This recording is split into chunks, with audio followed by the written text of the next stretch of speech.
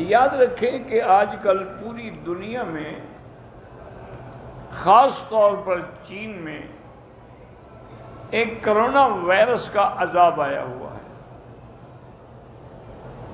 نعوذ باللہ، بڑا متعدی مرض ہے، وہ پھیلتا جا رہا ہے، ہزاروں لوگ جو ہیں اس سے متاثر ہو چکے ہیں۔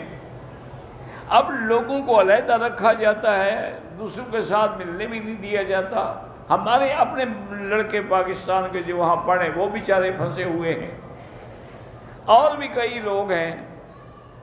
یہاں کے ملک والوں نے بھی ہدایت کی ہے کہ احتیاط اپنی رکھیں، لیکن میں آپ سے عرض کرتا ہوں کہ ایک آیت ہے قرآن پاک کی، افحسبتم انما خلقناکم عبثا وانکم الینا لا ترجعون، آخر سورت تک۔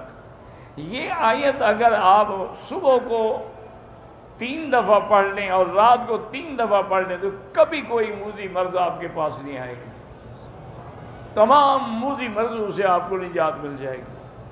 اور اسی طرح ایک درود شریف ہے جو بزرگوں نے لکھا ہے، اگر وہ پڑھ لیا جائے تو برز، جذام اور ہر بڑی بیماریاں اور وبائیں جو ہیں ان سے آدمی محفوظ رہتا ہے۔